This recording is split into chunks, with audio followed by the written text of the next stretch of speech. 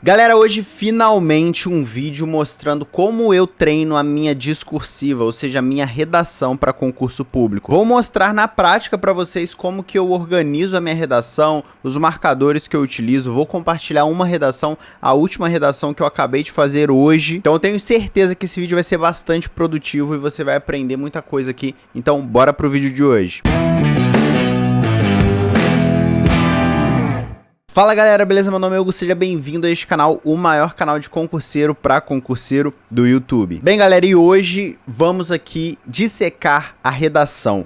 Peça discursiva, né? Cai em praticamente a maioria dos concursos públicos cobram aí, não só concursos de nível superior, mas também concursos de nível médio. E hoje eu vou mostrar para vocês uma das minhas redações, como que eu escrevo a minha redação, o que passa na minha cabeça, como que eu organizo os parágrafos, o método que eu utilizo. Então eu já vou mostrar minha tela para vocês e a gente vai dissecar aqui parágrafo por parágrafo, mas antes eu quero fazer algumas ressalvas. Bem, a primeira ressalva é que eu não sou professor de português ou de gramática, né? Esse canal é um canal de um estudante que obteve aí sucesso com algumas aprovações, passei em concurso, fui nomeado, continuo estudando para cargos melhores e maiores hoje, mas é só a minha redação, é o método que eu estudo, então com certeza essa redação que eu vou mostrar para vocês pode ser melhorada, é simplesmente a última redação que eu fiz, não é a melhor, a pior, nada disso, é simplesmente a última que eu fiz, eu quis trazer ela de exemplo porque ela é a média, é o padrão que eu sempre faço, que eu sempre treino, beleza? Outro ponto é que essa redação é para a banca Sebrasp, né?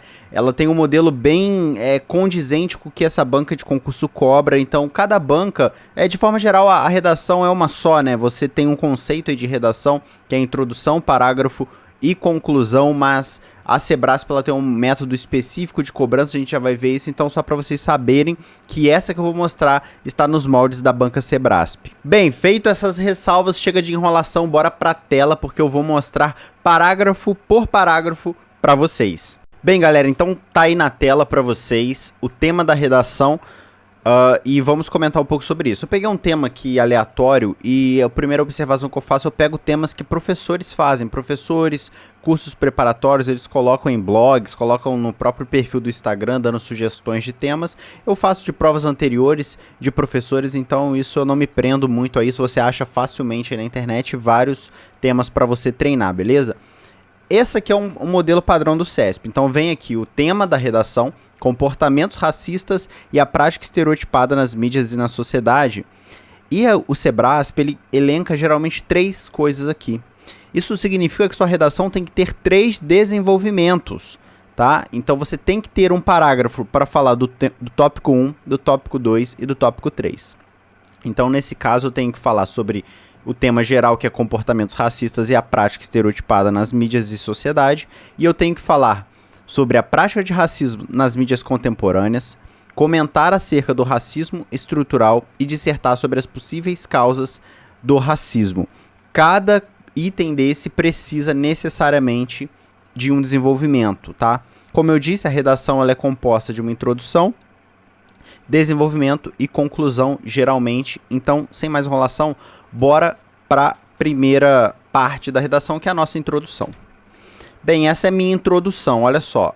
O que é o conceito da introdução? É a apresentação do tema geral e a citação dos 3 tópicos que eu tenho que obrigatoriamente trabalhar. Então, vamos lá. Ó, já comecei a redação. Os comportamentos racistas e a prática estereotipada nas mídias e na sociedade constituem graves problemas no mundo contemporâneo, e é importante destacar alguns aspectos desse tema. Perceba que aqui eu faço a apresentação do tema, então eu simplesmente copio mesmo o título do tema, ó, os comportamentos, a prática, constituem graves problemas e é importante destacar alguns aspectos. Quais são esses aspectos? Aqui entra um marcador de parágrafo de texto que eu uso, que é esse, ó, nesse contexto, vírgula, é relevante citar a prática de racismo nas mídias contemporâneas, tópico 1, a questão do racismo estrutural, tópico 2, e também sobre as possíveis causas do racismo, tópico 3. Então essa é a minha introdução, a apresentação do tema, e eu elenquei tópico 1, tópico 2, tópico 3. É a parte mais fácil da redação, no meu ver, porque você não precisa elaborar nenhum argumento, né? Você simplesmente copia aí os tópicos. E agora a gente vai para o nosso primeiro desenvolvimento, que é o tópico 1. O tópico 1, lembre-se, eu tenho que falar das mídias o racismo nas mídias contemporâneas. Então eu já começo a redação com outro marcador de parágrafo. Primeiramente, vírgula, É importante dizer que o racismo não se limita apenas no mundo físico, mas também age nas mídias contemporâneas, como televisão e redes sociais.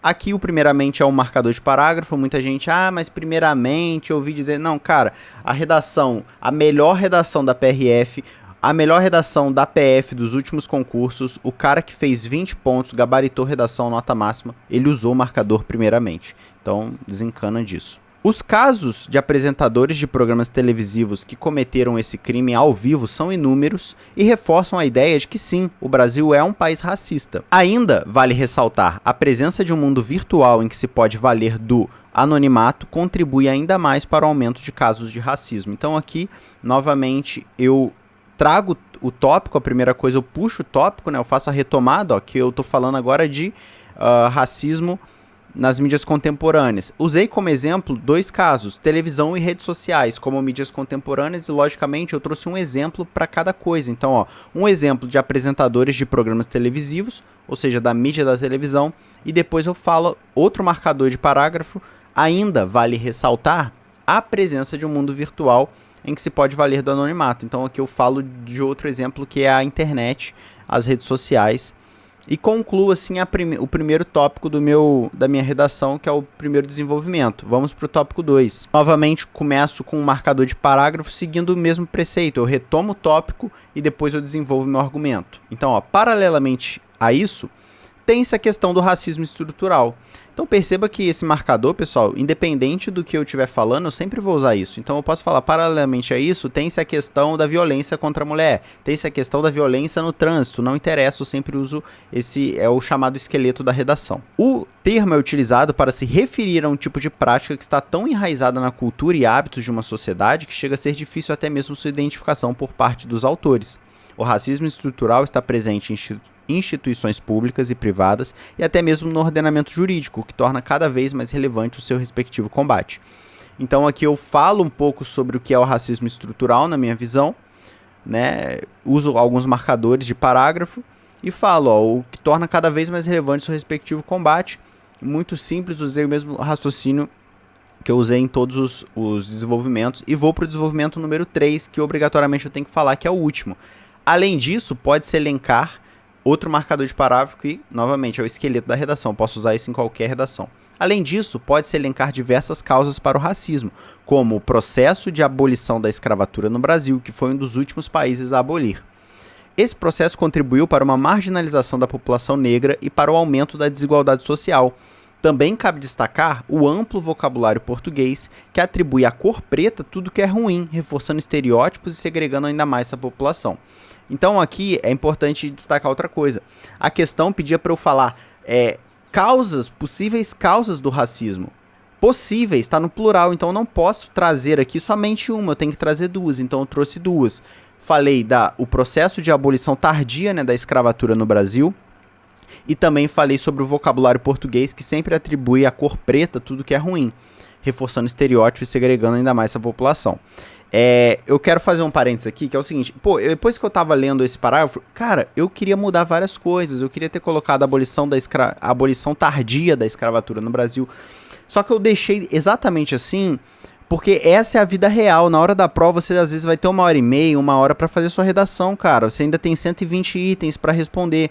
Então não adianta eu trazer uma redação toda bonitinha pra vocês aqui, que eu revisei 30 vezes, porque não é a realidade é essa. Como eu disse, a redação não está perfeita, mas eu acho que vocês vão conseguir entender através disso aqui qual é o meu processo de pensamento, como que eu me organizo, né? Como que eu marco a minha redação, o que eu considero importante. Então, novamente, não é perfeita. Lendo isso depois, você de casa às vezes, né, tá sentado aí de casa no ventilador tomando uma coquinha, é lógico que você consegue apontar vários erros, mas na hora da prova, sozinho, você fazendo sem consulta, nervoso, ansioso, respondeu 120 questões, aí o buraco é mais embaixo. Então levem isso em consideração até mesmo quando você for treinar a sua redação. Então esse é meu desenvolvimento do tópico 3. Galera, aqui entra um ponto importante que é a conclusão. Olha, a conclusão ela não é obrigatória na banca Sebrasp, tá? Na maioria das provas, você não é obrigado a fazer um parágrafo de conclusão. Você pode finalizar sua redação com 4 parágrafos. Introdução, um desenvolvimento para cada tópico, fecha 4. Como sobrou espaço na minha folha, eu fiz eu tinha 4 linhas para usar, eu preferi fazer uma conclusão, mas novamente, existem casos que você não precisa fazer uma conclusão, dependendo do tópico, principalmente se o último tópico, desenvolvimento 3, te pedir solução, te pedir propostas de mudança, você pode emendar esse tópico 3 já com a sua conclusão, não precisando de um parágrafo específico. Como sobrou espaço, eu resolvi fazer aqui, beleza? Novamente, um marcador de parágrafo, portanto, vírgula, o racismo e suas práticas na mídia e sociedade são assuntos de interesse comum para uma sociedade mais justa.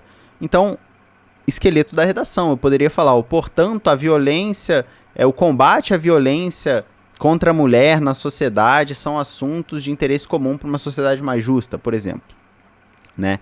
Aqui eu acabei repetindo o termo sociedade, normalmente depois lendo eu poderia ter tirado, né, mas ficou, portanto, o racismo e suas práticas na mídia e sociedade são assuntos de interesse comum para uma sociedade mais justa.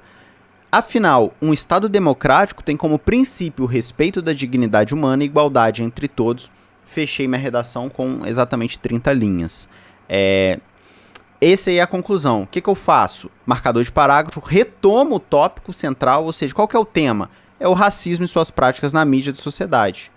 Né? Na mídia e na sociedade. Esse é o tema central. Trago ele e falo, olha, esse assunto é um assunto importante, interesse comum para uma sociedade mais justa. Afinal, aí concluo com uma frasezinha de efeito: o Estado democrático tem como princípio o respeito da dignidade humana e a igualdade entre todos, já que estamos falando sobre racismo. E é basicamente isso a minha redação. Então, pessoal, essa foi a minha redação. Vou fazer mais algumas observações rapidamente aqui, que é a seguinte. Bem, primeiro que para você escrever bem, você tem que treinar, não adianta, cara. Você não vai conseguir desenvolver um raciocínio se você não treinar e você não se antenar sobre temas. Então, seja uma pessoa culta, né? Uma pessoa que gosta de ler, que tem argumentação, que seja estudiosa, porque você pode saber todas as técnicas de gramática, todas as técnicas de marcação de redação, mas se eu falar para você falar sobre física quântica, você vai deixar em branco, porque você não tem um conhecimento, né, de física quântica. Se me derem um tema para eu falar sobre, sei lá, um navio que afundou no mar do Mediterrâneo, eu não sei o que falar. Então, quanto mais você consome cultura, consome livros, literatura, artigos, notícias, você consegue ter argumentação, consegue ter base. Então essa é a primeira dica. E a segunda é treinar mesmo. Eu treino muita redação, eu não corrijo com ninguém específico, tá? Por isso que eu não vou fazer recomendação nenhuma aqui, mas eu acho super válido você às vezes contratar um professor para ele corrigir pelo menos 2, 3 textos que você já fez, para você ter essa base legal aí. Então é isso, pessoal, essa foi a minha redação dissecada para vocês. O examinador, via de regra, ele não tá buscando o novo Machado de Assis, ele não quer, né, um especialista em língua portuguesa, um cara que escreve igual o Shakespeare, alguma coisa desse tipo. É só você fazer o feijão com arroz, o básico, você vai ver que é isso, cara, que é a prova, entendeu? Você fazer o básico, sem erros gramaticais, expondo legal o seu raciocínio. Espero que tenham gostado desse vídeo, deu um baita trabalho de fazer, cara, então por favor, compartilha esse vídeo, comenta aqui embaixo o que você achou, se você gostou, e se inscreva no canal que tem vídeo toda semana. E é isso, eu vou ficando por aqui, um grande abraço pra todo mundo, valeu, pessoal!